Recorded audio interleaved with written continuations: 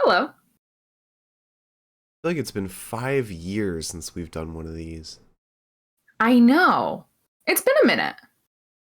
An entire week. An entire week. And we weren't like doing anything special in between those days, so. Yeah. We didn't do a weekend show. We didn't do a 2K20 stream. We didn't do Dynamite. Why didn't we do a weekend show? Because we went to the New Japan Strong show.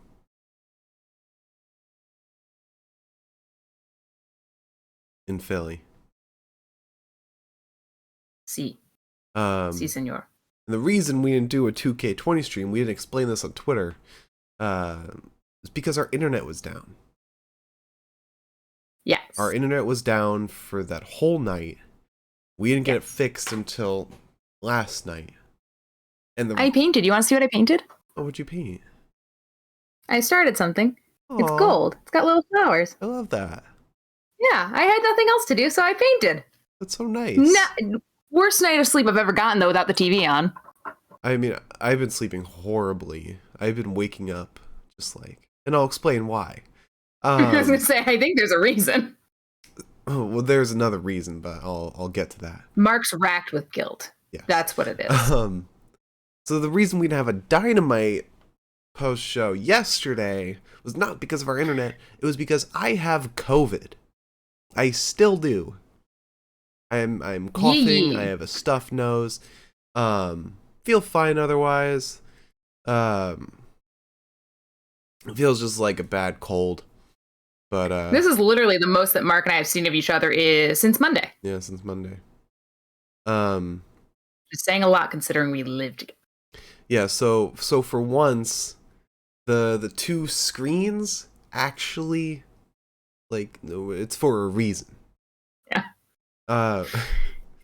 And the reason I've been sleeping horribly is because I would have dreams of getting a negative PCR test.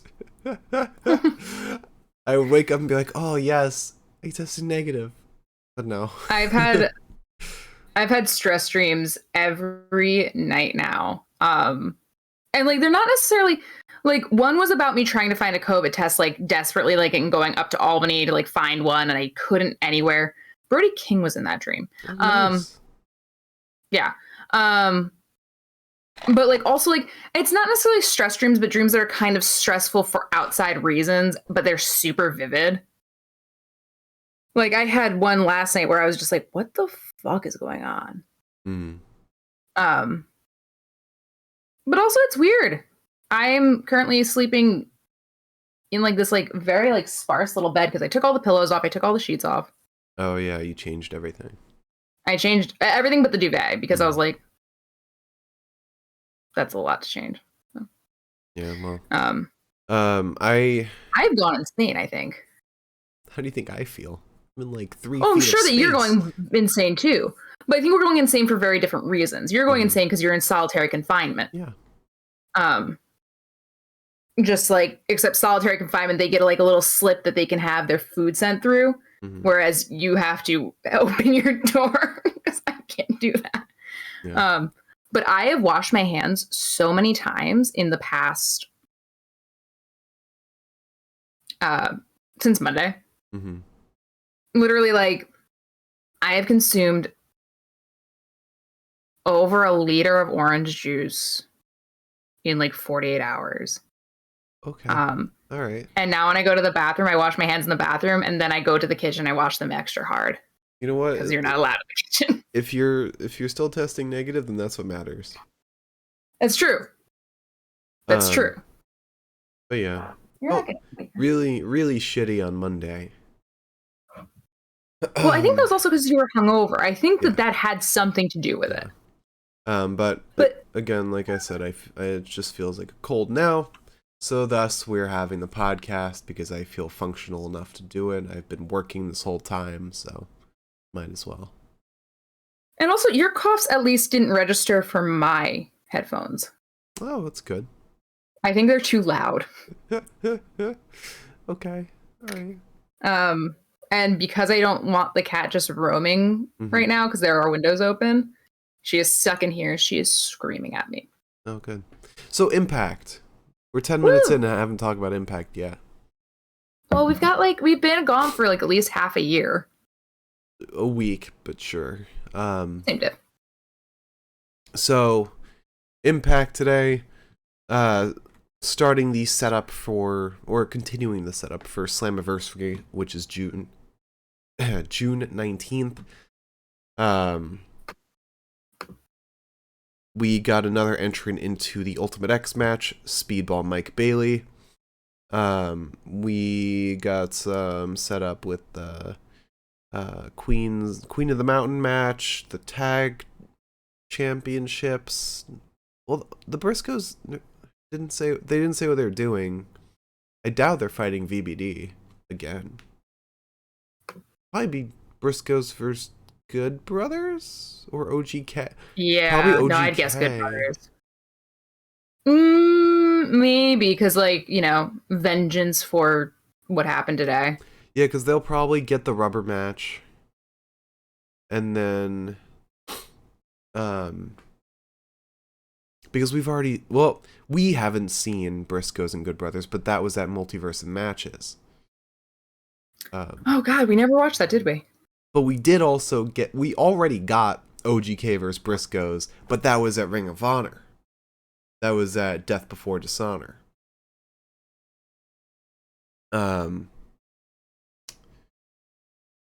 Unless, I don't know, some new ass team. I really don't know. Briscoes are the new team, so it's got to be either OGK or Good Bros. Yeah, I would imagine OGK just because I don't think that they want the Good Brothers to be in that race again for like at least a minute and a half. Yeah, because like they were tag champions for a century. Yeah, I could see them do a triple threat though. Triple threat could be interesting. Continue this VBD Briscoes program for like another week or two. Maybe a 6-man Briscoes and Josh versus VBD. That's kind of what I thought was going to happen. And then we go to a triple threat. Because it's Slammiversary, you do something big. But anyway, we got a great... I fucking love this video package from Eric Young. Giving his like journey through pro wrestling. Yeah, definitely. So that was helping set up his match against Josh Alexander. And we got a bunch of matches set up for next week, which all sound pretty interesting. Yeah, next week is a banger. Yeah. Frankie Kazarian's coming back to fight Chris Sabin. And for those who don't know or didn't watch the episode, Chris Sabin and Frankie Kazarian was Chris Sabin's first feud or first opponent in Impact. It's very quintessentially TNA. Yeah. Yeah, so... But they're doing that next week, you would think. Unless they're doing... No, because Motor City Machine Guns and Kaz... A trios match was already in the tapings. I wonder what they're planning for Slammiversary. Unless... Motor City Machine Guns versus Kaz and Daniels. That could be interesting. That could be fun. Yeah. Yeah. Or God, it's Kaz and Ethan Page. I feel like they're gonna pull out all the stops for this Slammiversary. I feel it in my bones. I want to see Ethan Page in fucking Impact again. Now that we have Jack, I don't think he would go back. I think he would, because he didn't leave on good terms. Really? Yeah, no, he was like pissed at them when he left, I think. Oh, huh. Because it was like the Ethan Page versus himself match, and apparently like he worked. Oh my god.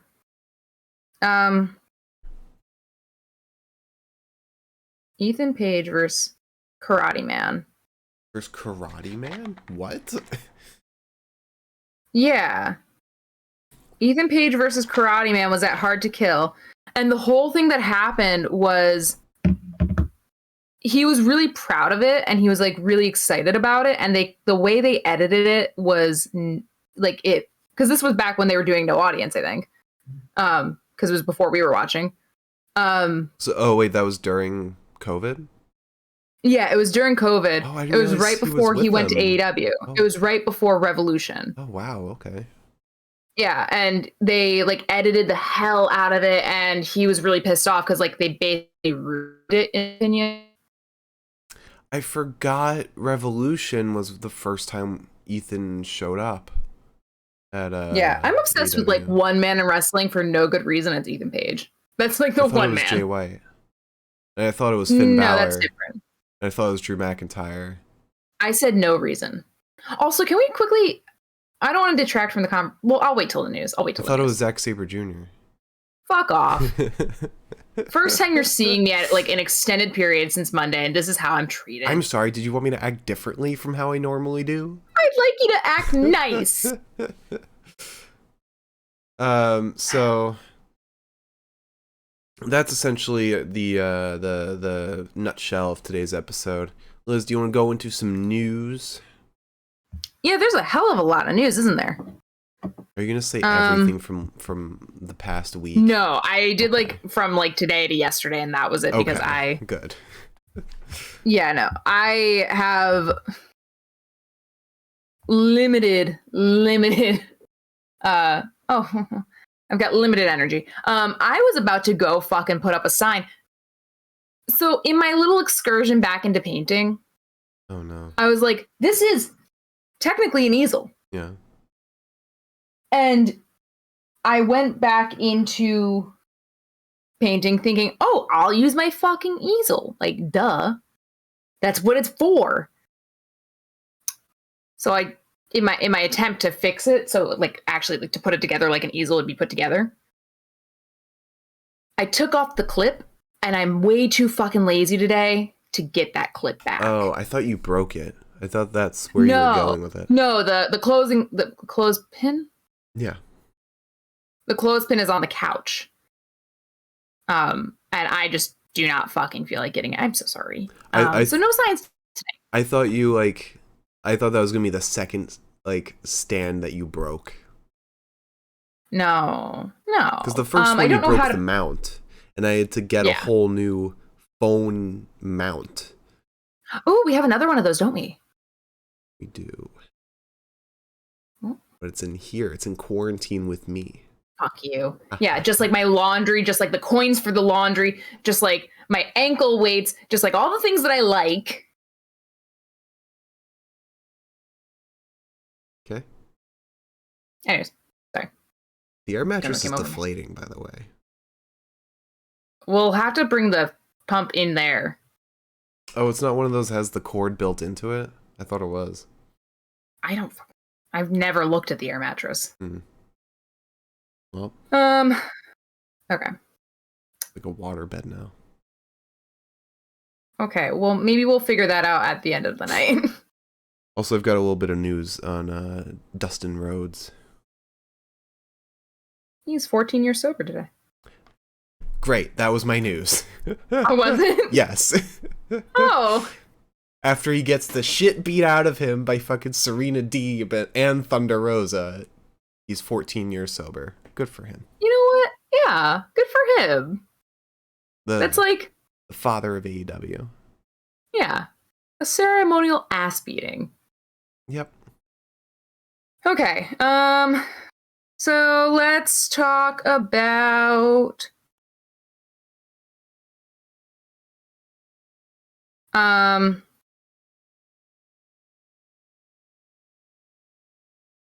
sorry. Let's talk about Tessa Blanchard. Oh, what? Yeah, sorry. Let's not. Yeah, I know. Apparently, according to Fightful, there's some more information about the whole Tessa Blanchard leaving Women of Wrestling. Apparently,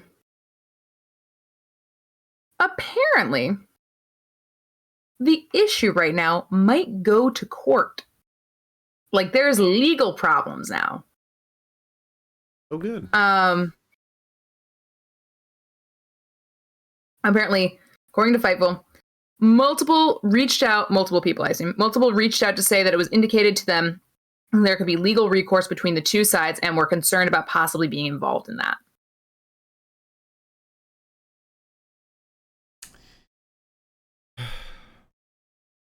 She could have had a great career had she not spiraled down a rabbit hole of fucking racism. If you want like a little like bright side to this article, the article itself, not the news. The last lines are, Women of Wrestling has also made news for snagging a returning to wrestling AJ Mendez, also known as AJ Lee from her time in WWE. Coincidentally, Lee is also married to a wrestler. The win-loss record for Mr. AJ Mendez, as well as his co-workers, can be found here. I love it. It's funny. Did you see how jacked AJ Mendez is now? No, I haven't seen her at all. Fucking jacked. Nice. I saw somebody posted a picture, and she's hella strong. I'll have to like look her up after I'm done viewing the news, because that's interesting to me. Mm-hmm. Can we talk about Wrestling Entertainment Series real quick? Oh yeah. Have you? I have seen that. Did you see who they added to commentary? Atlanta. Yeah. So lots of stuff there. I kind of thought that this was going to be a thing that people were a part of that like I would not want to hang out with. But that is not the case. Well, it's mostly the case, but that's not totally the case. So Wrestling Entertainment Series is the thing that Authors of Pain, Akam and Razar, who are now not that. They were I think they were in MMA for a little bit. I'm trying to find the full fucking. I know. Maybe this is blank. Adam Scher's fighting some dude who went on an interview and said that. Hang on. Okay. Hang on. I got it all. Oh wait. Well, first Adam Scher is fighting. Adam the Titan Scher, mind you, is fighting Alistair Overeem, who I think said something homophobic. He said that wrestling is bullshit, wrestling's fake, and wrestling is gay. And, I mean, although he meant it in an insulting way, yes, wrestling is very gay, but it's not insultingly gay. Gay is not an insult, and the way he used it is an insult. Yeah. And very backwards way of thinking about it. So, knowing that, this just adds to the point that I was going to make, which is this sounds like a bunch of people that I would not want to hang out with. Mm-hmm. We're also going to see Lena Fanine, also known as Nia Jax, fight Lana, also known as CJ Perry. With that match, they better have Lana fucking send Nia Jax through some tables. I would hope. Conclude that story. Then we are going to see. So this is kind of where the Lana part is kind of confusing to me, but like whatever, Lana's Lana. I don't really know what standings are on things. Then we get Legion of Pain, previously Authors of Pain, versus Blake and Macklin, which maybe on their own, we don't really know. Who knows what's going on there? Maybe they're fine. We don't know anything. Not the point. Then we move on to Killer Cross versus Samurai del Sol, previously Callisto, correct? Versus Jonah. I mean, to talk about booking for a match, that sounds like a pretty good match. Sounds like a pretty good match, but still, like, it's a bunch of people that I think are kind of maybe shitty. And Jonah, who is notorious for actually talking too much. You got to think about it this way. Instead of just, like, taking these people at face value, think about like maybe what Jonah or the person that you're gonna announce for commentary might be thinking. It's like you went through the business with a bunch of these people and they want to bring you back for this promotion. It's like people you worked with, you might not have known super well, but you worked with them, you want to work with them again. So, and in Jonah's case, got a pretty good booking on the card. Yeah, sure. We then also have for the Women's World Tag Team Championship, Madison and Tennille versus Purrazzo and Green. We've got Dean Mutati, aka Mojo Rawley, versus Lindsay Dorado. Yeah, Mike Bennett versus Biff Busick. And then that's good. That's a good match. Let me just look something up because I pressed the wrong fucking button. Oh wait, no, I didn't. I'm pretty sure I know who this is. Give me 1 second. Mm-hmm. Okay, yes. Just want to make sure. And then Dirty Dango versus Levis Valenzuela Jr., also known as No Way Jose. Oh. Yeah.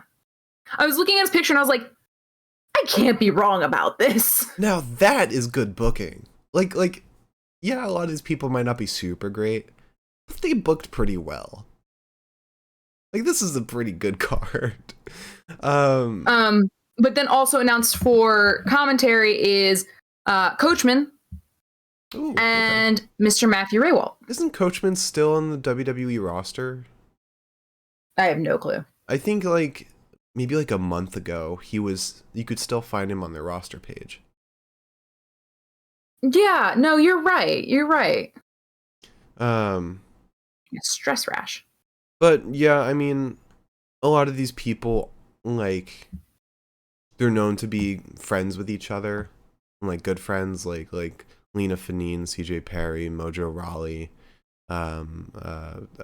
Samurai Del Sol, a lot of these guys. So that's no shock. And then you got AOP, who had their whole NFT promotion thing. But you know, they're wrestlers. They get hit in the head a bunch. Will I be giving money to this? Probably not. Will I be seeking out some of the matches later on YouTube? Probably. Yeah, probably watching some clips on Twitter. Yeah. Also in some weird fucking news, Ohio Valley Wrestling is apparently the current subject of a reality show that's I guess apparently affiliated with Netflix. Like part of a reality show in what sense? Okay, so let me tell you what we're looking at here. The quote from Wrestle Talk is, although it might seem random, a reality show behind the scenes of the professional and personal lives of performers isn't a new concept. Plus, currently attached to the project is a former Big Brother contestant. So, apparently, it says that the show is close to being announced and would be available on one of the 3 major streaming platforms. And according to Fightful, the only one that didn't deny the project to Fightful was Netflix. Okay. So.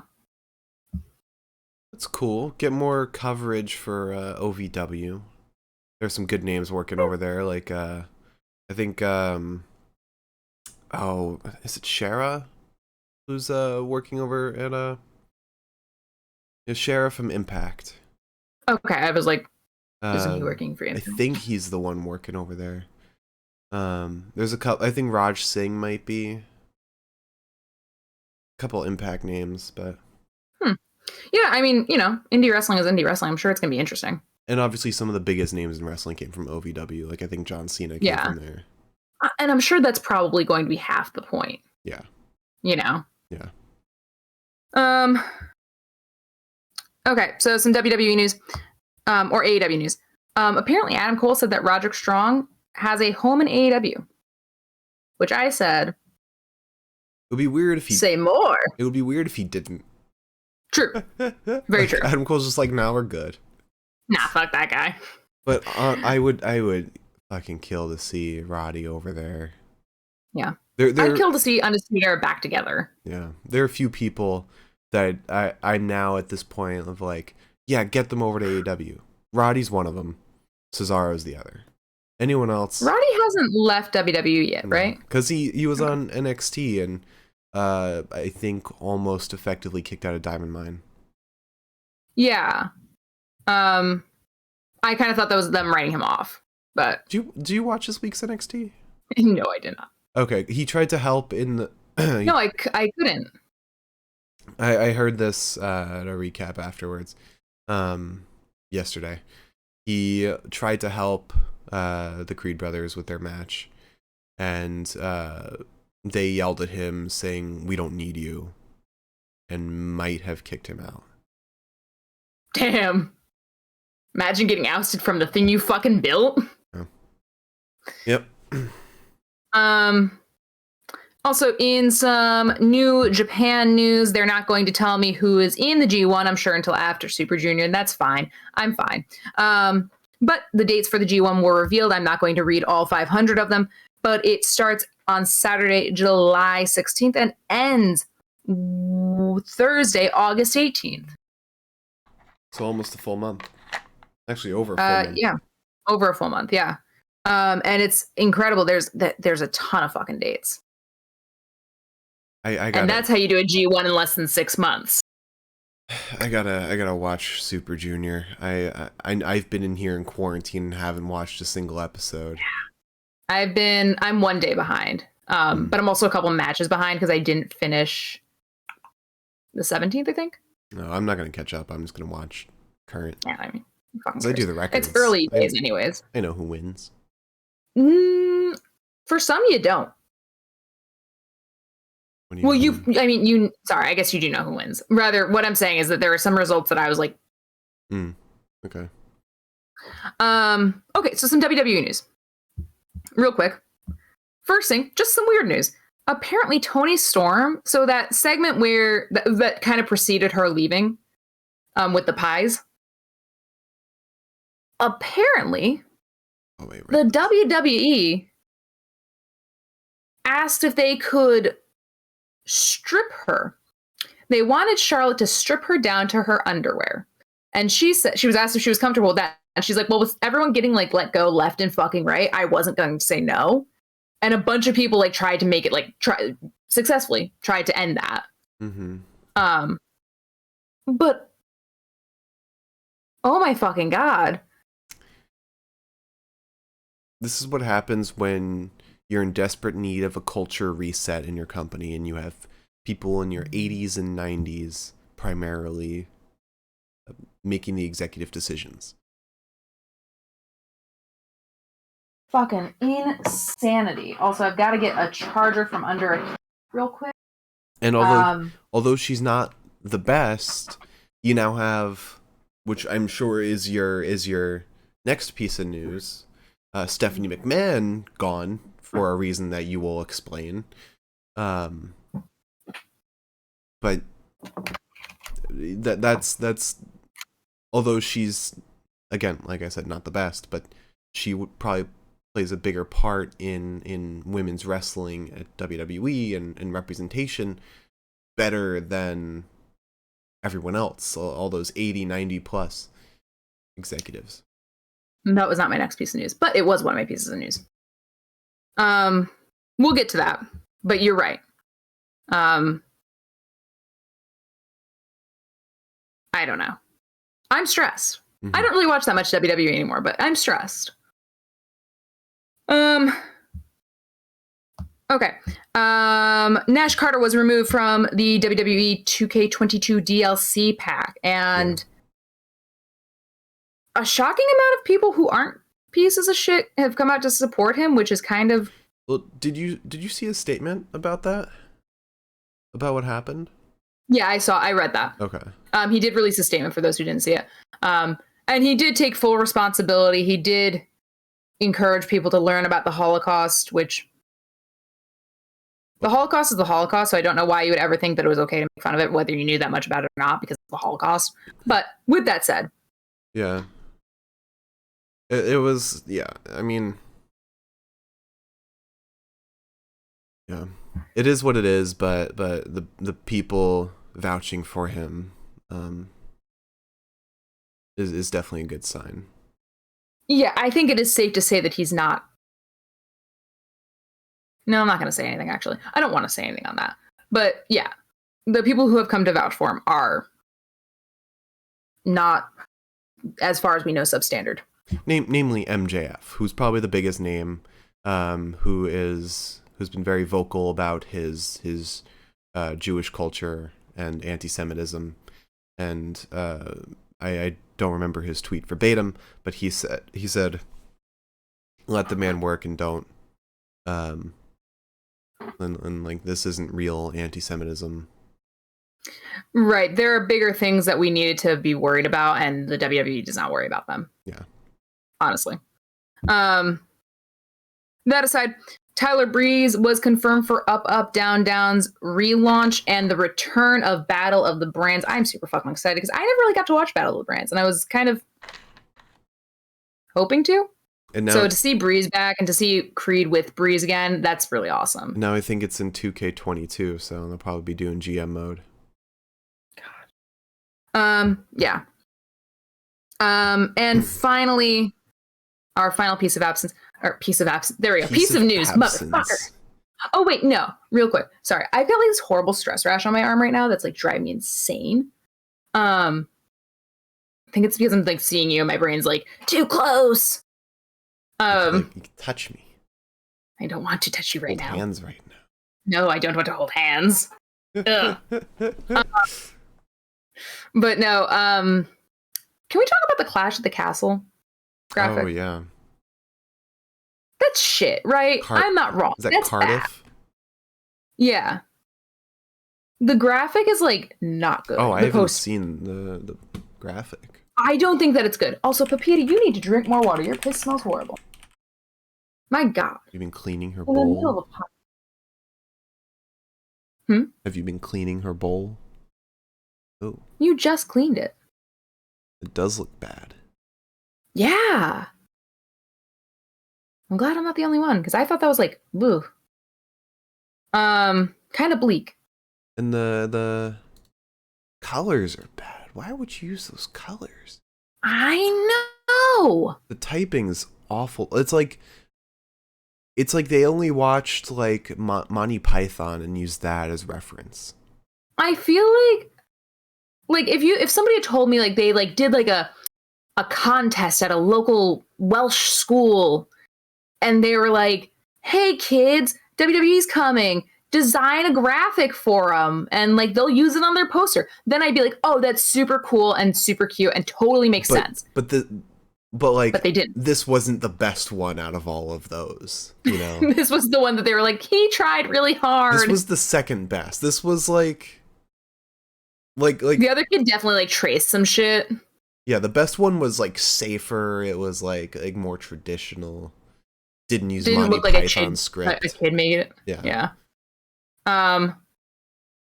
This was like voted best in the class. Yeah. By the students.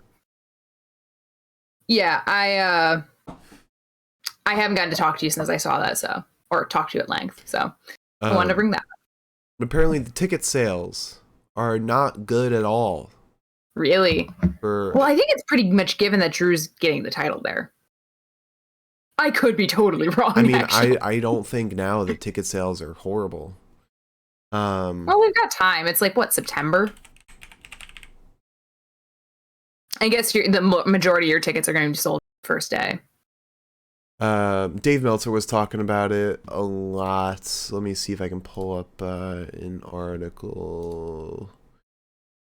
Oh god, it's how to buy tickets. Let's see. Oh god, so I have to pull up Meltzer. Yeah, it was basically WWE was expecting an instant sellout, and it was not anywhere close to that. Okay, so Wrestle Talk wrote a thing about it. God, even bigger, that fucking font is terrible.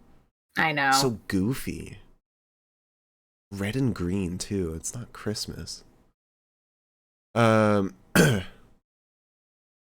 So Presale opened up about 9 hours before this article was written. Was not the instant sellout. Seats at that point were ranging from $277 to $2,468. And that's higher from when they were originally ranged, which was $49 to $2,793.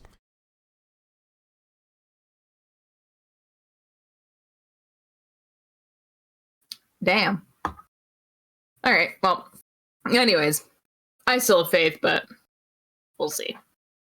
And that said, last piece of news, obviously, is that Stephanie McMahon is taking a leave of absence from the WWE, rather from the majority of her responsibilities. Her quote quote specifically was, "As of tomorrow, I am taking leave of absence from the majority of my responsibilities at WWE. WWE is a lifelong legacy for me, and I look forward to returning to the company that I love after taking this time to focus on my family." So hopefully all is well. Yeah. She has been working there for like her whole life, and it probably is like a big burden responsibility wise. I'm surprised you made it this far without coughing.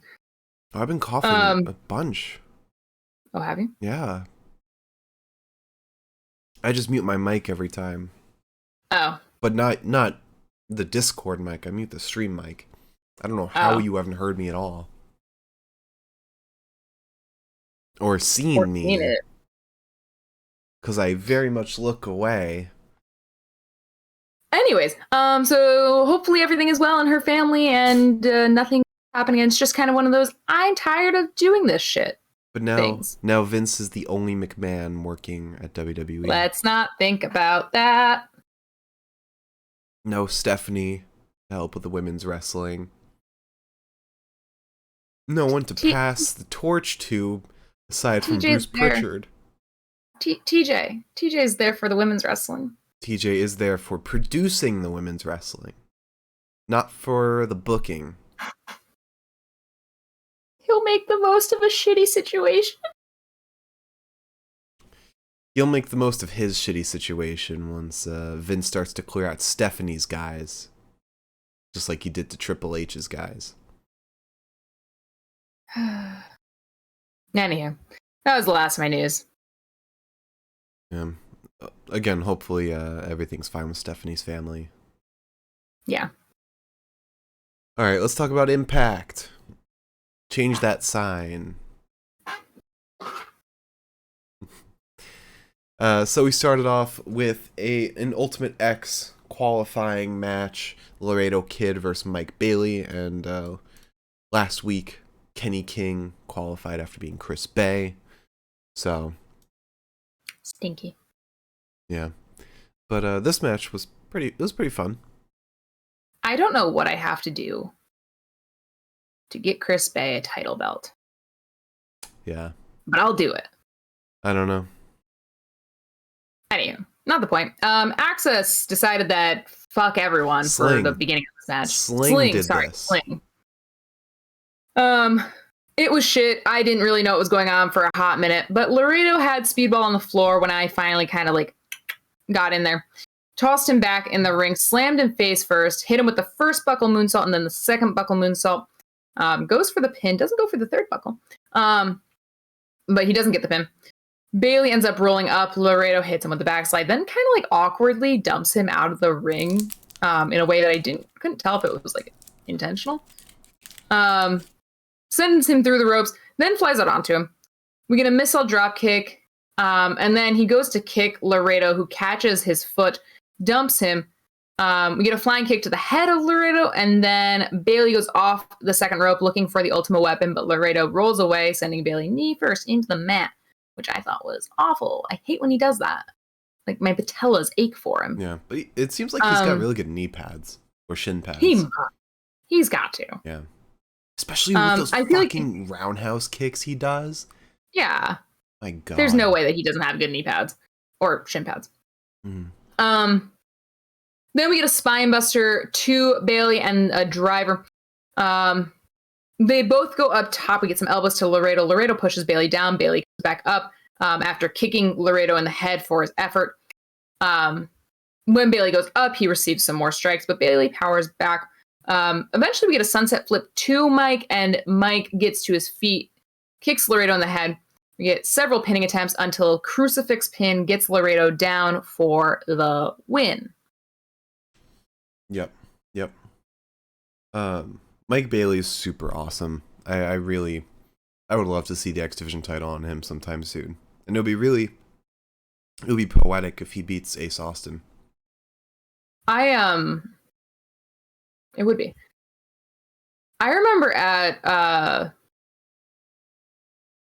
Rebellion, there were some people who like fucking hated him, and I was like, why?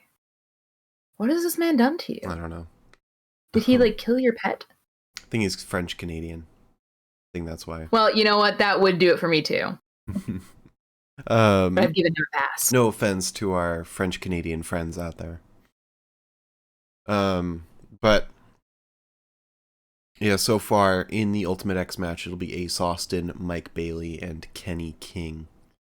And then next week we have Trey Miguel versus Alex Shelley. That's gonna be ridiculous.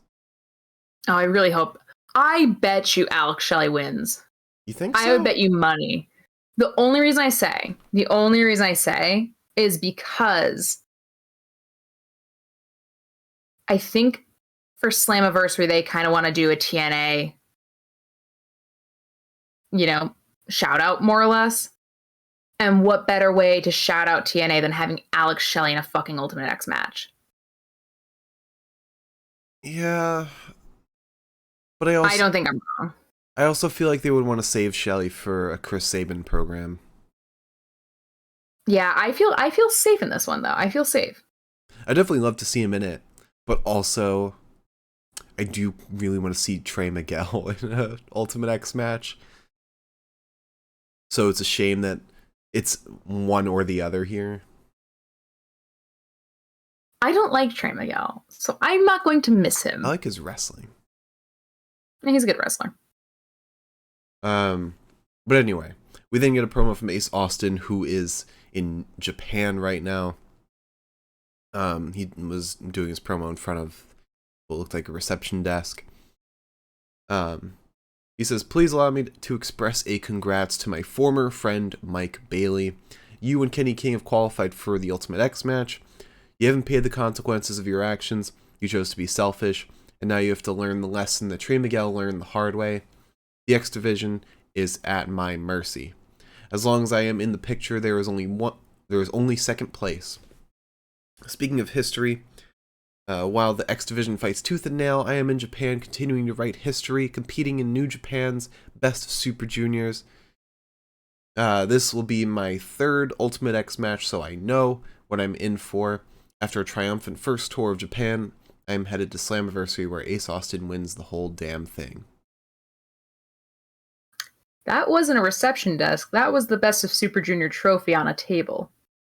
Oh, you see, I have COVID eyes right now, so I'm like kind of delirious. Yeah, I mean, to be fair, the trophy was much smaller because I think it was further back. Mm-hmm. But yeah, no, I was like, reception desk? Quite the opposite, sir. I was also looking between like two screens here. Cut me some slack. I have COVID, okay? You basically have a cold. Yeah, I know, but it sucks. It's hot. Dude, this weekend's gonna fucking be a test of wills. I know. It's gonna be 93 for and we you, don't have AC. Yeah, I was gonna say, for you and the entire apartment. Yeah. Any. Then we get a promo from the Cardonas. Matt says, "I am in Rich Swan's head. He challenges me for the title. I'm not even in the US. We are on honeymoon.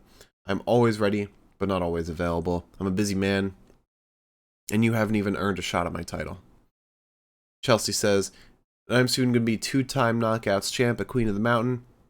I see everyone fighting on TV. I'd say good luck, but let's be real, I won't be watching. I'll be a little busy."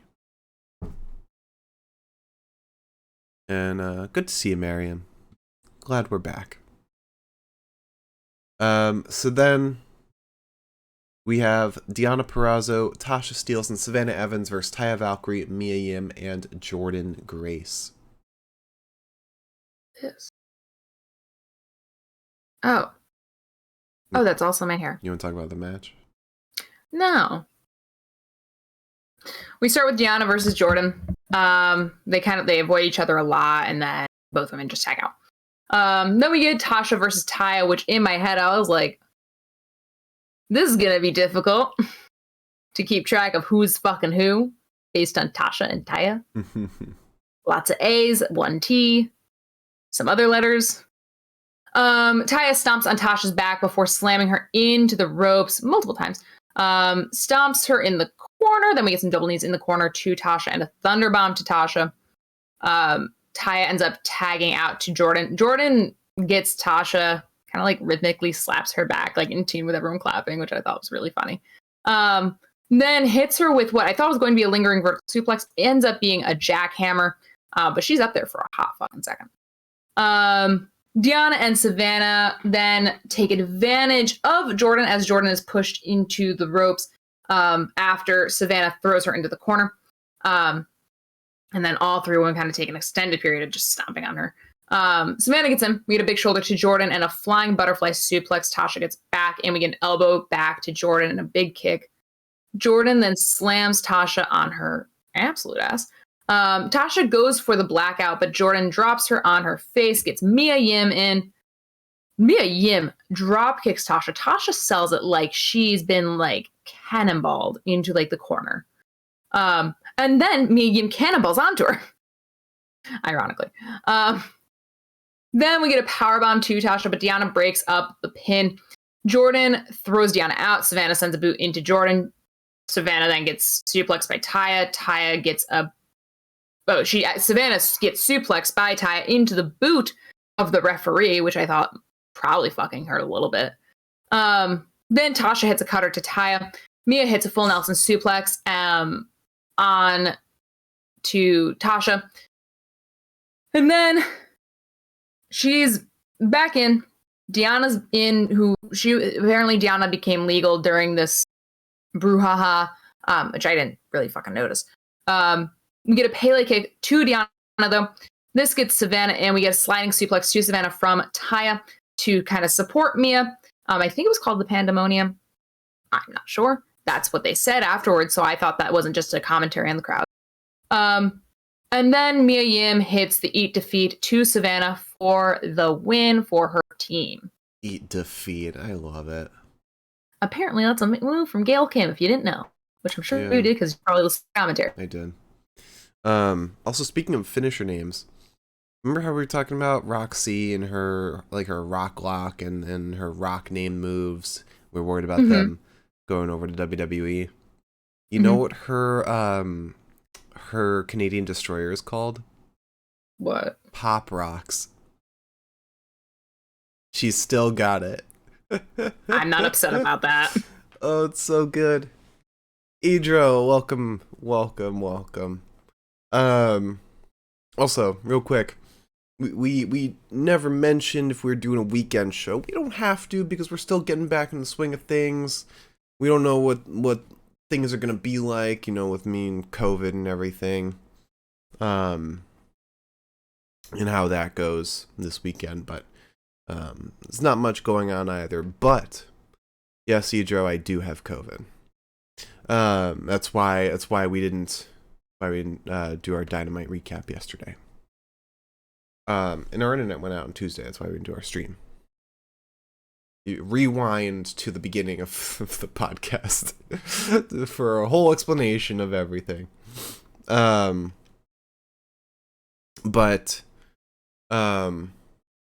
we have Rev Pro happening on Sunday.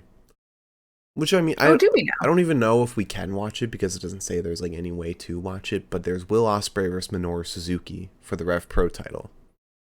Oh, wow. Yeah. Michael Oku, Jeff Cobb's wrestling. Kylie Ray is going to be wrestling. She's going for the women's title. Aussie Opens. It's only a 6-match card. There's also GCW Maniac, which has like Joey Janela versus Drew Parker. Drew Parker's a big Japanese deathmatch wrestler. Drew Parker. Yeah. I think it's Hang on. BJW that he wrestles at. I think it's BJW. Okay, hang on. I feel like I just saw this name. He's Oh, okay. So you said a big deathmatch wrestler, and I was like, the Drew Parker I'm thinking of is like kind of small dude. Oh. But I see what you mean now. I was like, Drew Parker's not that big. He's kind of skinny. But now I get it because he was just hanging out with Chris Brooks. Okay, and he's also going to be at GCW's Tournament of Survival, which I really want to watch. That their whole deathmatch tournament. They got a ton of Japanese wrestlers coming. Oh. Yeah, like Miyu Yamashita, who's a big name. People thought she'd be the Joker. Yeah. But also at Maniac, there's gonna be Biff Busick versus Jordan Oliver. Bandito versus Nick Wayne, Mike Bailey. So I'm just throwing this out there. If we want to do a weekend show, we don't have to think of it now since we're still doing the Impact recap. But those are the only two options this weekend. I will leave it up to you. Don't do that. But I would. All right. Well, anyway, we'll decide. I was just going to say I would. I just wanted to say that I prefer we do it Sunday because I'd like to enjoy Saturday to some degree. You want to do Saturday? I just said I want to do Sunday. Okay. Because I'd like to enjoy Saturday to some degree, unless we did it midday Saturday. Well, I don't know when because GCW I think is on Saturday. Okay. If we can watch Rev Pro, that's on Sunday. Okay. Okay. Because for those who don't know, well, no, I'll save it for the end. Got a fur on my fucking mouth. Wait a minute. What?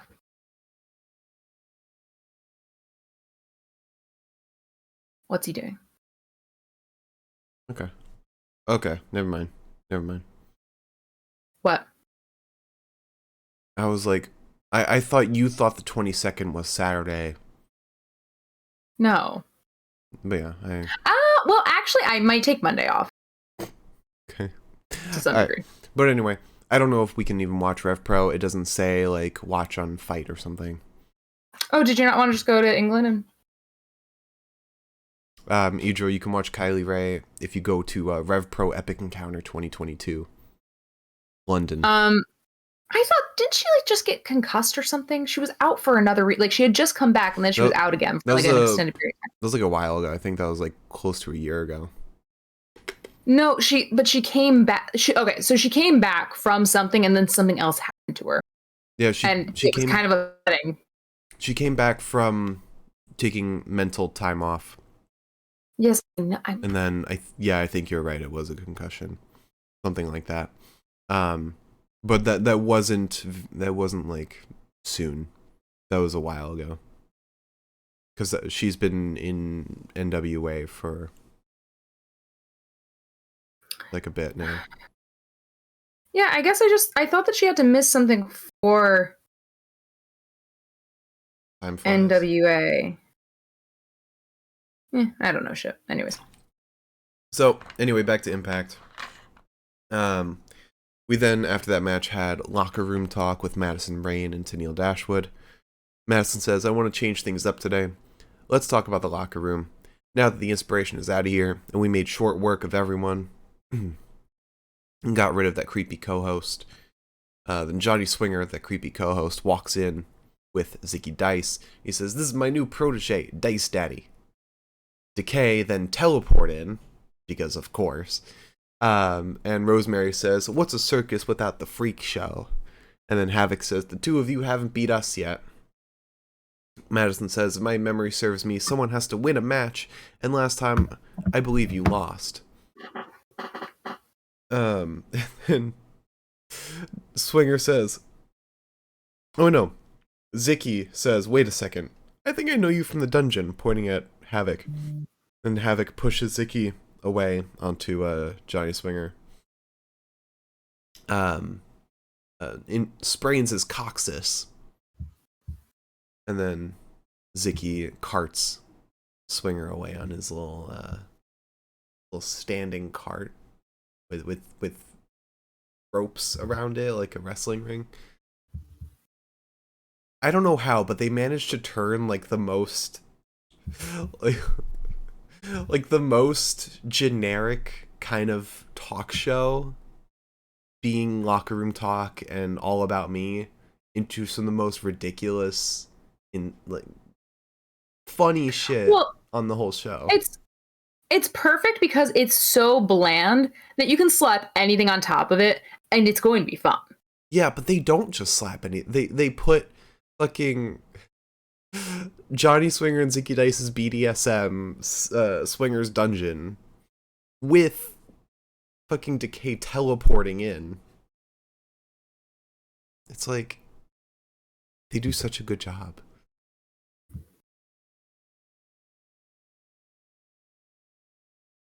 So then we had an interview with Chris Sabin, going from something insane to something more insane. Chris Sabin. He says, I was this close to challenging Josh, but it wasn't in the books. Impact has been around 20 years. I can't think of a better way to celebrate than a challenge, a battle of the futures. My first challenger, or my first opponent in Impact. Next week, I'm challenging Frankie Kazarian.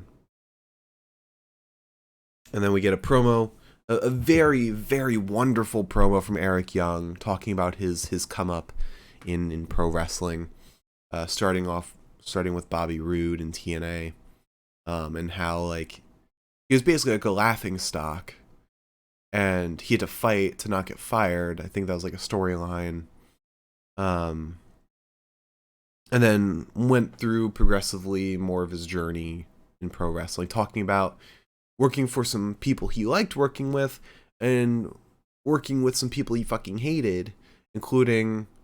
Do you remember what he said specifically about he mentioned one guy particularly. Yeah. And I was like, oh, that's Vince. Right. I don't remember exactly what he said, but I know that he said something. I was like, that's got to be Vince that he's talking about. There's no way that's not Vince. Yeah. I forget what he said though, but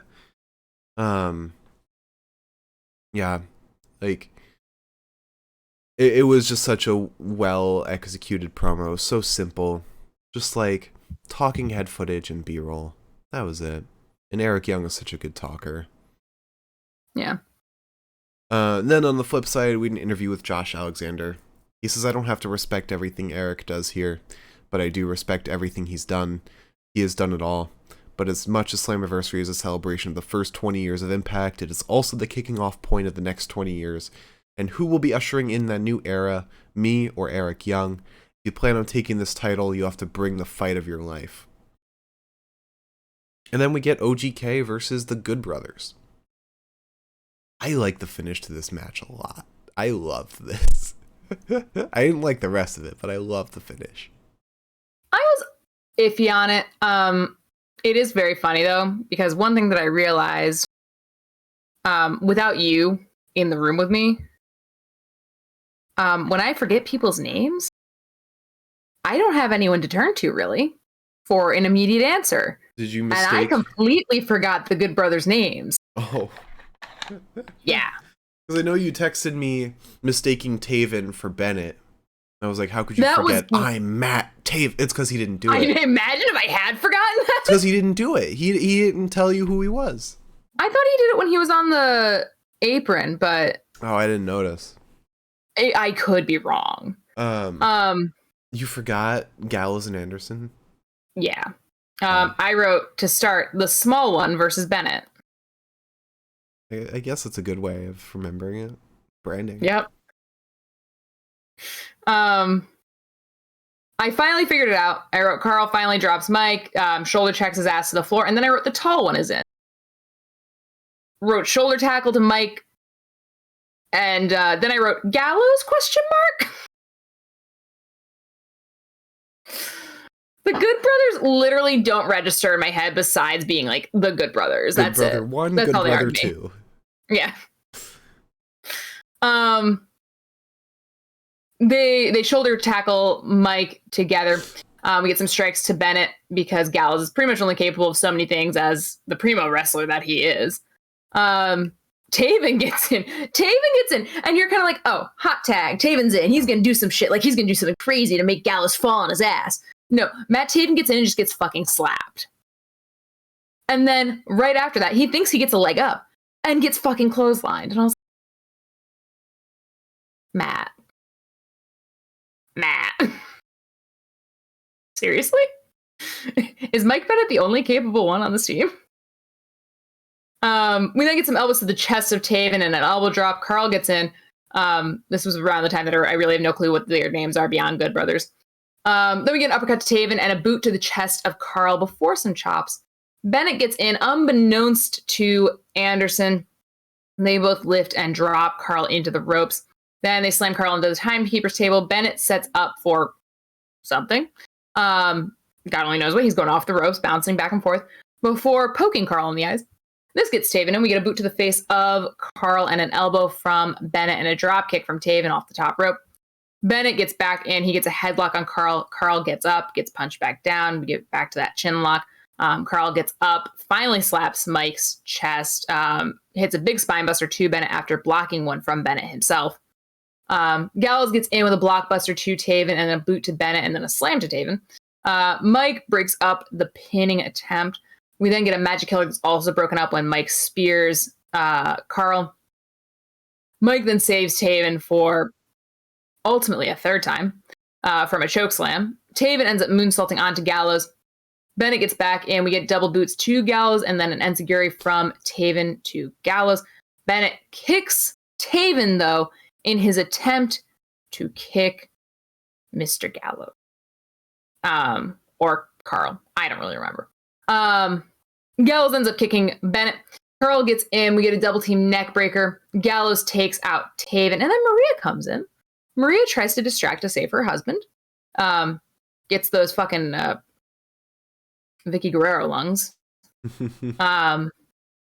Carl goes for the gun stun. And this time Maria gets in the ring to completely interfere. And the referee's just standing there like, I don't know how to throw people out anymore. Even though I do it like every fucking episode. Mike then goes for Carl in the attempt to spear him because Carl's just kind of staring at Maria like, I don't know what to do with you. Mike goes to spear Carl. Carl ducks out of the way. Mike spears Maria.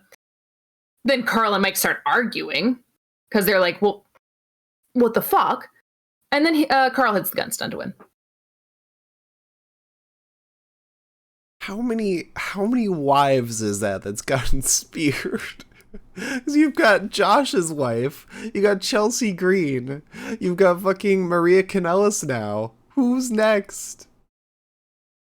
I mean, if you also count that time Chelsea Green was speared again by Rhino at I think a GCW show. Yeah. Was Alicia speared at any point? No, Alicia just got her ass kicked by Morrissey. Yeah. Alicia like signed something in her contract that was like, Morrissey gets to powerbomb me and only Morrissey. Miriam does make a good point. Chelsea's at least an active wrestler. Yeah, that's fair. One of them's a booker. I'm not really sure if Jade does anything related to wrestling now, but Jade's just professionally hot. Yeah. I'm not wrong. I think it's like her main source of income is, well, I think OnlyFans. Oh, is it? I Josh, know she takes. Josh is promoting her OnlyFans. Yeah, I was gonna say I know that like she takes sexy pictures and she makes money off of them. Putting two and two together. But I did like the ending to this match because it was like playing into some history, like old history, because I think Tom Hannafin mentioned Maria and Carl's past in New Japan. And I don't know. I thought the drama was well deserved and well executed. And it made up for a lackluster match. But after that, we had a promo from Sami Callihan. He said, "If I'm being honest, I'm not mad you broke my leg. What pisses me off is the timing you took from me. I've been in isolation with nowhere to run but my own head." Me too. Yeah. You and me, Sammy, we got so much in common. You got Moose. I got Liz. Wait. Tag team I didn't break your leg. You want to team with Moose? I'll team with Sammy. That's fine. Yeah, I guess because you were both the afflicted. Yeah. And I did nothing wrong, but sure. And Moose claims he did nothing wrong. I made you soup. Moose didn't make Sammy soup. You don't know that. He showed up at Jade's door. He could have showed up at Sammy's door. With a bowl of soup. Imagine that's what we didn't see was him like handing Sammy just like a bowl of soup, like, hey, and then he splashes it on him. No, not even handing it to him, he just leaves it there. And then Sammy walks out, doesn't see the soup's there, and steps in it. And he's wearing socks. And like, he's got crutches, so he's only got one good leg. He steps in it with the one good leg. Oh god. Anyways. Why aren't we writing for Impact? Yeah, actually. These soup pranks. Scott, hire us. We've got soup pranks. So he says, "I'm gonna make your life a living hell. You better watch behind your back because you've got a date with destiny. The death machine is coming." And then we had another squash match for Masha Slamovich against Shauna Reed. Yeah, she kicks Shauna in the chest multiple times. Then slaps her, hits her with a massive like toss, and then hits her with a boot across the face, and then goes for the cover, but lifts her up instead, and then hits her with the snowplow to win. 53 seconds. That's how long the match was. Was that our only women's match tonight? No, we had the tag match, sorry. Yeah. The tag match lasted a while. Yeah. That was a good match, too. Yeah. You can never go wrong with Impact's women's booking. They're good with that. That's kind of why I was asking that question. That question was actually more curiosity than anything. But after the match, Havoc comes out and confronts Masha. And now I'm confused about this.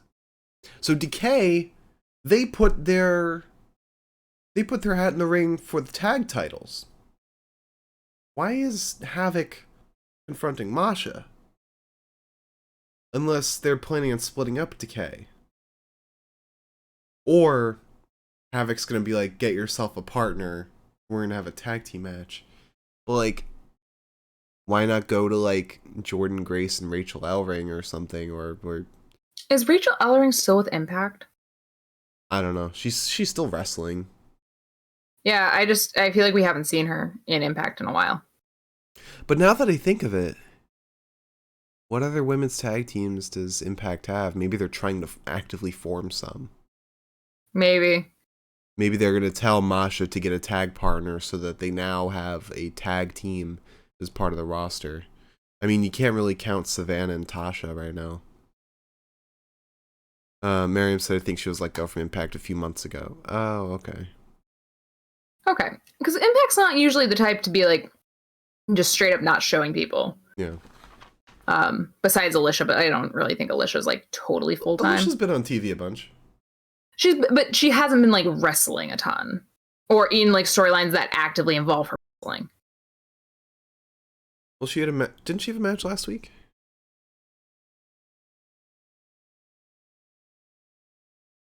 Do you think I remember last week after everything that's happened this week? I think it was like a tag. Oh yeah, no, she was wrestling with Giselle Shaw for the tag titles. I've like run out of like, what is it, CPU storage or whatever? CPU RAM? storage. Yep, that's it. Is it RAM? I have no more RAM. You've no more RAM. I don't know. You've run out of hard drive space.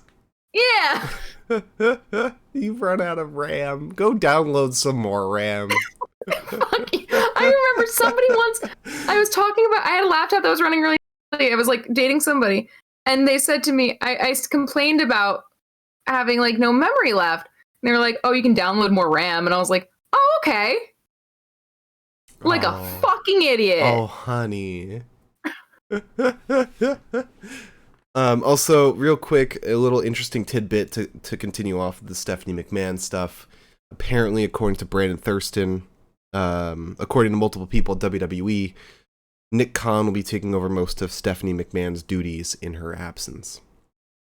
Oh, no. Select business partners have already been informed.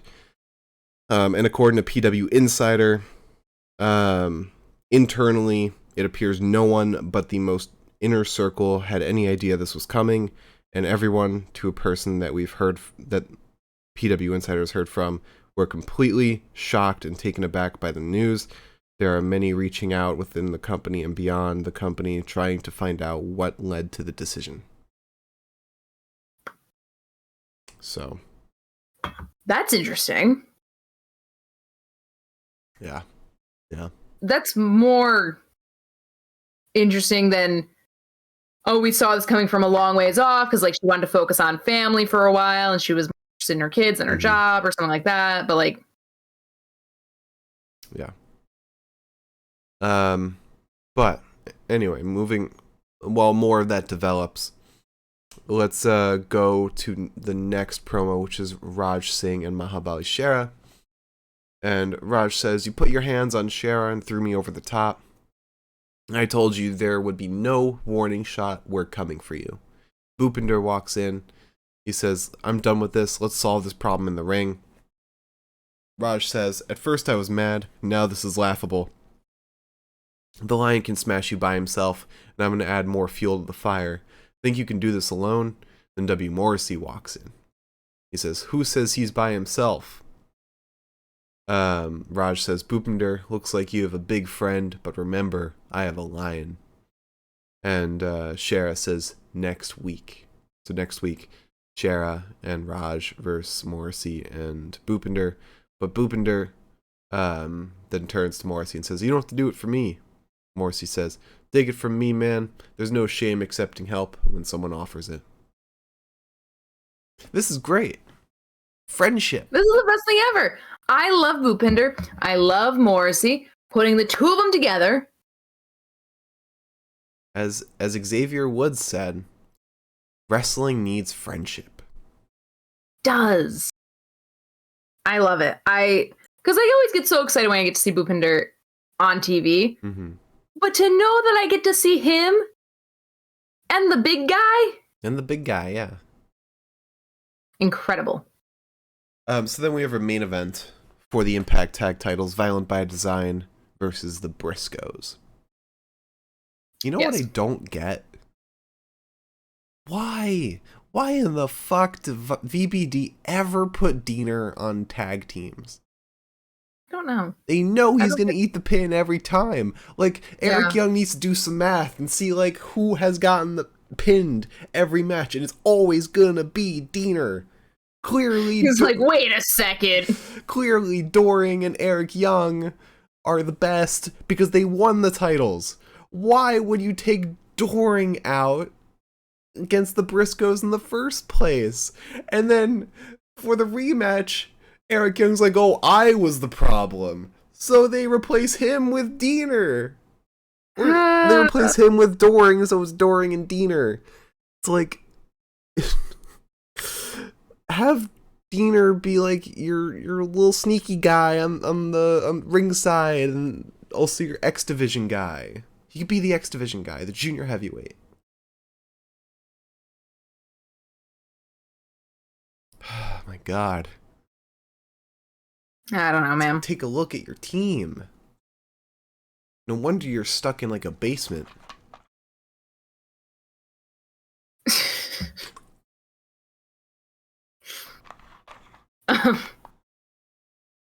Okay, so we start with Doring versus Mark. Yeah. Because Mark strikes me as the type of guy who would have hair, and Jay kind of strikes me as the type of guy who would not have hair. Oh. But it's the wrong way around. Yeah, Mark is bald. Yeah. Which is weird. I don't know. Mark kind of is like a hair name, and Jay's kind of a bald name to me. Anyways. See, when we watched... Oh, there was one show where we watched the Briscoes, and I was like, he's Mark. And he's bald. So that guy is practically me. And so I've associated myself with Mark Briscoe in that way, knowing which one he is out of the twins. Gotcha. Well, that makes sense. So Mark elbows Doring, kind of just lighting him on fire a little bit. Doesn't really do anything. Then Jay gets in. No one can really do much to move Doring until he tags out for whatever reason. Jay ends up hitting an elbow to Diener and then a bigger flying elbow to Diener. Eric Young, you can see him like a little meerkat almost in front of the camera. Not in front of the camera, but in front of the ring, just chirping at the crowd. Jay ends up suplexing Diener. We get a slap fight that erupts between Diener and Jay. Then Mark gets in. We get a splash from Mark and a snapmare and a boot from Jay to Diener. Mark gets back in, and then another tag. It's kind of, it's rapid tags. It's, they're a tag team. They're good at tag teaming. There's the rapid tags. Mark ends up kicking Diener through the ropes, hits him with a neck breaker off the apron, which I actually kind of, that popped me a little bit. That was actually kind of interesting. Jay then sets up to fly, but Doring levels his ass. Doring then hits an elbow drop to Jay. Diener and Doring kick Jay at the same time. Eric then takes advantage of a distracted ref, attacking Jay. Doring then grinds the head of Jay into the turnbuckle and slings Diener into him as Mark takes a swipe at Diener. Then Mr. Jay Briscoe fights his way out, gets Mark in, who takes on both men at once, very successfully, mind you. He takes Doring out with an enziguri, and then Mark flies out onto him. Diener eats a massive power bomb sort of thing off the top buckle, more of like a toss. I don't know. A thwomp. Mm-hmm. That was what it was. It was a thwomp. Yep. A thwomp. That's what it's Mark called. Mark goes over the. The Briscoes would name that the thwonk. Yeah, they would. Mark then goes over the ropes in the corner. Doring gets taken out by Jay. Mark then flies out onto Diener, and Jay comes in to assist the neck breaker. Jay ends up getting in. Doring takes out Mark. We get a boot to the face of Jay, who wanted the Jay driller. Did not get that. Doring then gets in. We get an elbow Doring over and over, and then a big spine buster to Jay from Doring. Then we get a flying headbutt to Jay from Diener, but Mark saves his brother. We get a shoulder tackle to Mark from Diener, I think. And then Jay does his best. He Hurricane Rana's Doring. Diener then goes against Jay. Jay levels Diener with an elbow. They want the Doomsday neck breaker. The Doomsday neck breaker, I think, is what they were saying before. But Doring interferes. And then it doesn't matter, despite what it looks like, because Jay just rolls up Diener to win. Yep. It's Eric.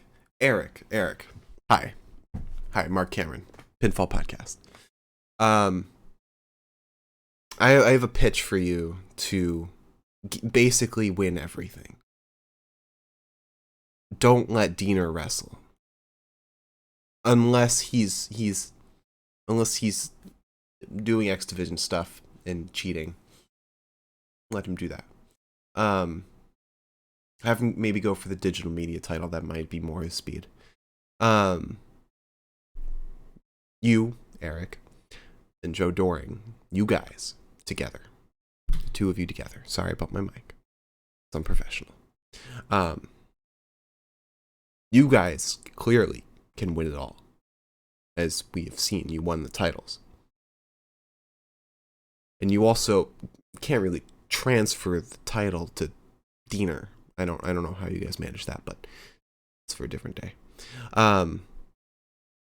Maybe a third challenge against the Briscoes, Eric and Doring. Get those back. I don't know, it's just a suggestion. Anyway.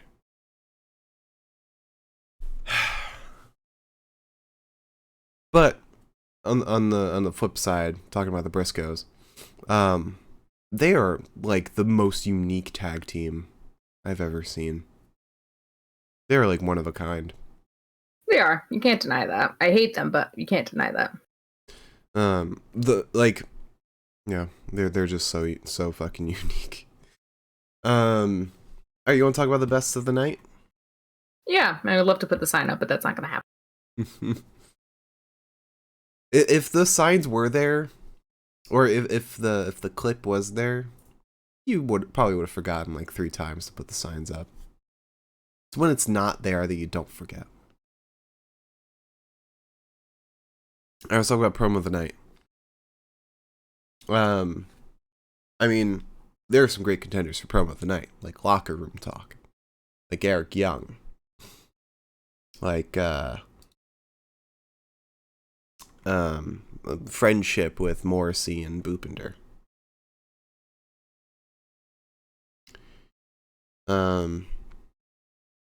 Personally, because matters conflicted with the something that happened in the locker room talk, I'm gonna go with Eric Young. Such a well put together package, and suddenly made a case for Eric Young to be a huge contender against Josh, and why he's a good opponent for Slammiversary specifically.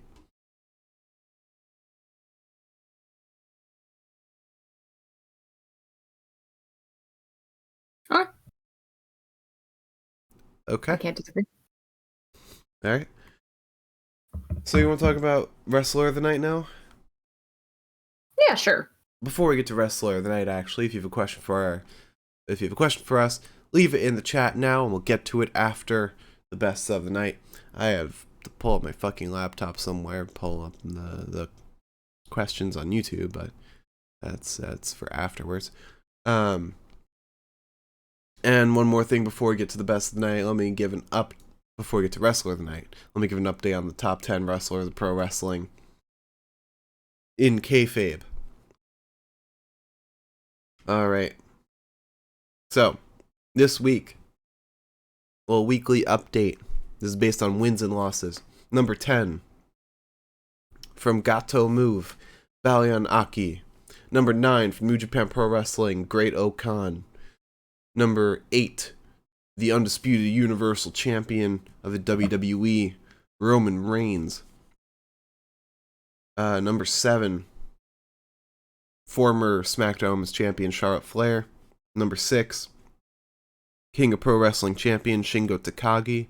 Number 5, the Intercontinental Champion, of the WWE, Ricochet. Number 4, from Dragon Gate, Yuki Yoshioka. Number 3, from Dragon Gate, Dragon Dia. Number 2, from Dragon Gate, Kota Minoura. Number 1, from Dragon Gate, Kaito Ishida. Dragon Gate still dominating that top 4.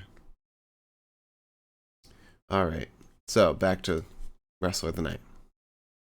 Ready for your 3 choices? Yes. Alright. Jay Briscoe, Mia Yim, or Mike Bailey? Mia Yim. Just because I haven't seen a lot of her recently. I really liked her. Okay. Alright. Let's talk about match of the night. As always, go for the worst match, the best match of the night. We'll talk about which match is the match of the night. Alright. So, worst match of the night, coming in at a 5 out of 10. Found by Design versus the Briscoes. TBH. I don't know. Doring and Diener don't do a ton for me. I did enjoy watching, I enjoyed watching some of the Briscoes wrestling, but, half of the match can only do so much. But I also did enjoy watching Eric Young on the sideline, revving his fist back to the crowd. That's always a joy to see, especially if you're there in the crowd. Watching Eric Young yell at you, it's great. He wants to punch you so bad. Mm-hmm. When he has a title in his hand, oh my god, he's unstoppable. Next up, 6 out of 10. Is there? Okay. Next up, 6 out of 10. OGK. Did we rewind? 6 out of 10. OGK versus the Good Brothers. I really like the ending to this because it's storyline, it's drama, it's all that. The rest of the match was, it was a Good Brothers match. Next, 6 out of 10. Deanna, Tasha, and Savannah versus Taya, Mia, and Jordan. I thought it was fun. It was a fun match. Didn't do a ton, but it was enjoyable. And finally, my pick for match of the night, the opening match, Laredo Kid versus Mike Bailey. Not super in love with Laredo Kid, just because he's mostly flippy shit. No, I get that. He's like your typical masked wrestler. He just does flippy shit and doesn't like have a ton of confidence to do other stuff. But Mike Bailey is incredible. Like he's one of my favorite indie wrestlers. I guess I don't know if you can consider him indie. He wrestles in the indies a lot. He's relatively indie, I guess. Yeah, but he's wonderful. And this match proved it. Yeah. All right. So you want to answer some questions? I'll answer a question. All right, let me see if I can successfully pull my laptop out without dropping anything. If you have a question for us on Twitch, leave it in the chat, and we will answer it right now, actually. All right. Let's see, where the fuck is YouTube? Podcast. Bada bing. Bada boom. Oh. Alright, well, we've got no questions on YouTube. Glad I did all that for nothing. Alright. That's it. Liz? Oh, wait, no, never mind. Miriam's a question. Yes, have you guys been watching Best of Super Juniors? What do you think of it so far? I'll get this out of the way. Wow. I'll get this out of the way. I haven't been watching much of it. I watched the first episode, and I gotta start watching it.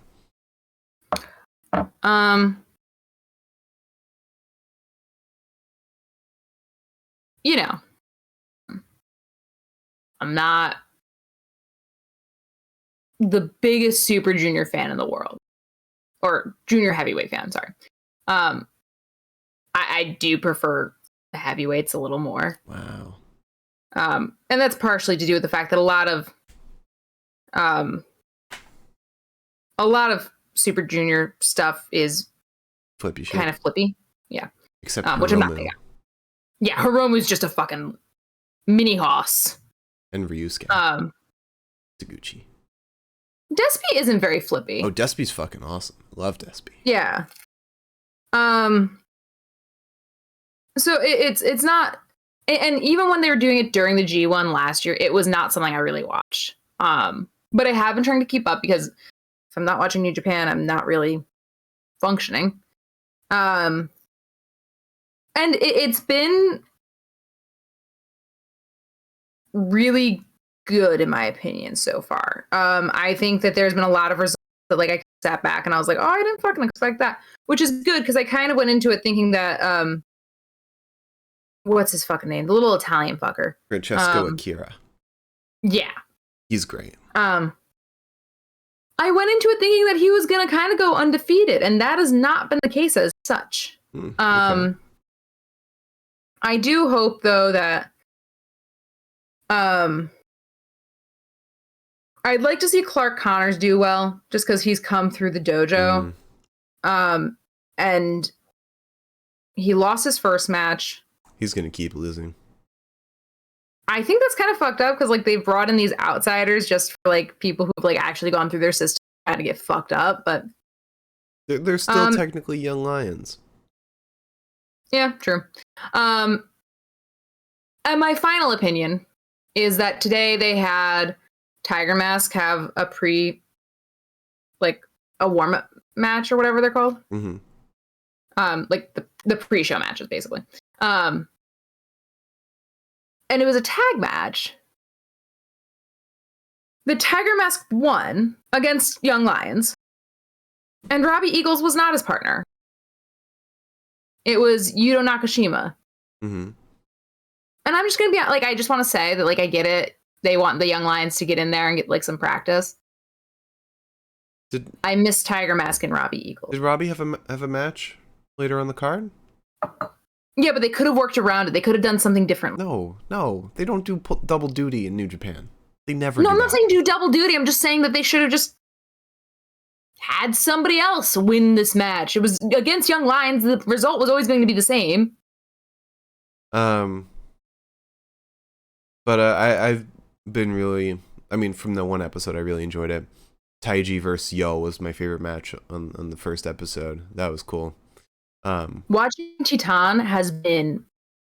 I mean, I'm not like we said, flippy shit doesn't quite do it for me. Titan is different. He's just incredible. I really want to watch more. I'm really interested to see what Francesco Akira can do. His finisher looks fucking sick. That looks incredible. Do you remember what his finisher is? No. Oh my god, I can't even describe it. It's like, yeah, there's literally no way to describe it. Like, he like somehow like does a flip with the other person under his leg, and I cannot describe it. Look up Francesco Akira finisher or something. I don't remember the name of it. It's funny. I definitely saw it today too because he had a match yesterday. I really enjoyed his match against Sho because TJP got involved, and that was great. TJP took the wrench, and Sho was fucking flipping out over the wrench being stolen. It's like you can use anything. You don't have to just use the wrench. Fucking watching TJP standing there like, I figured it out. And I was like, God damn it, it's easy though. Yeah, just whoop. He just hides it in his shirt. The ref could see it. But yeah, I want to watch more of it. Yeah, it's New Japan. It's fun. Yeah. No matter what Kota Ibushi wants to make me think. I'll believe Kota Ibushi, but I won't like it. I'll believe him, but I won't heed his warnings. All right, that's all the questions we got. Liz, would you like to close out the show? Yeah, sure. If you tuned in tonight, thank you so much. And if you tuned in the future, thank you so much. I'm so sorry that I haven't uploaded Spotify. I'll try to do that tonight because I did have a lot of caffeine. Going forward, looking to the future, if you are looking for a holiday to celebrate, you could celebrate me. Because my birthday is on Sunday. So. Wait, it is?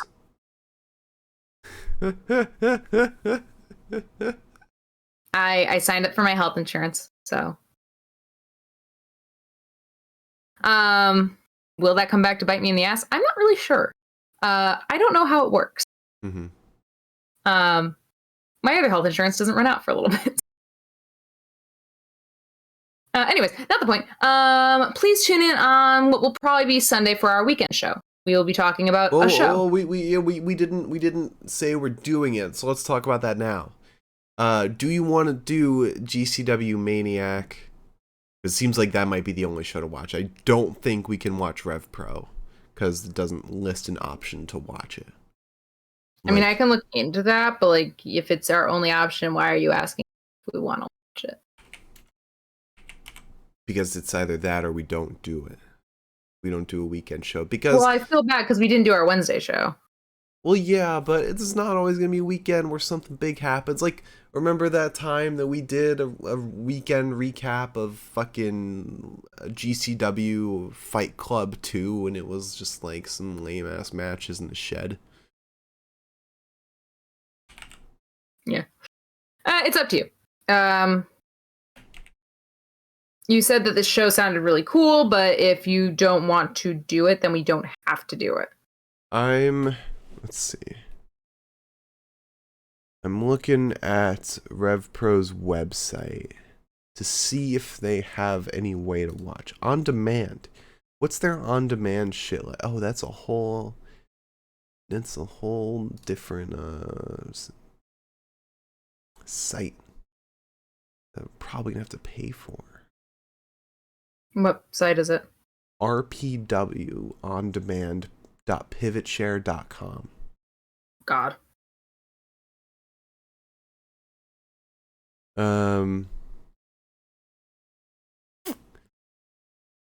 Yeah, I don't think we can. And you said you don't want to do Saturday, right? I don't want to do a show Saturday night, but we can if we have to. It's not like we're fucking anywhere. I mean, it doesn't even look like this card's really that great anyway. I mean, it's got... It's up to you. I will leave this in your hands. We'll say no. Just because we also don't know what like COVID situation's going to be like by then. This is just Mark saying that he doesn't want me to get birthday wishes. So.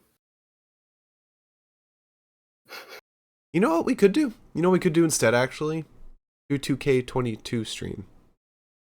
Will I just sit here and... Well, I might be able to screen share it over Discord. Okay. Or stream it over Discord or whatever. Yeah, that could be fun. We could test it beforehand, and we'll say on Twitter if we're doing it, but it'll just make up for not doing a stream this past Tuesday. And so, I can get birthday wishes. Yep, you can get birthday wishes. But that'll be happening. Wish me a happy birthday. That'll be happening midday on Saturday, Eastern time. So follow us on Twitter. I might be baking a cake at the same time, but we'll see. I'll choose that as my cooling time if I can. You're gonna get up during all of your own matches, and I will have to somehow talk about all of them. I will not. I'll try to make it my cooling time so that the cake can cool down before I fall. Okay. So we'll test that out, and if it works, we'll make an announcement on Twitter at Pinfall Podcast. To do that on Saturday. Yeehaw. Our YouTube, Spotify, and Twitch are all the Pinfall Podcast. I'm at the Mark Cameron. Liz is at Eliza Elaine23, and Idra is asking what kind of cake. I haven't decided yet, but I think I might do. I don't know. Maybe like a red velvet cake. I haven't done one of those in a while. Okay. Yeah, maybe a red velvet cake. But like with a light frosting. I'm not really big on very sweet shit. Okay. I was thinking of a strawberry cake, but I don't want to make it out of a box. Fair. And I bought buttermilk today. Okay. Thank you all for watching. Follow and subscribe. We'll see you all maybe on Saturday. Follow us on Twitter to find out all that info. A new episode of UPF premiering next week, a week from today, at upfworld.com, 6 p.m. Eastern Standard Time, upfworld.com. New episode. Go check it out. Thank you all so much for watching. Follow and subscribe once again. We'll see you all maybe on Saturday, but definitely on Tuesday. We'll see you then. Bye-bye. Bye.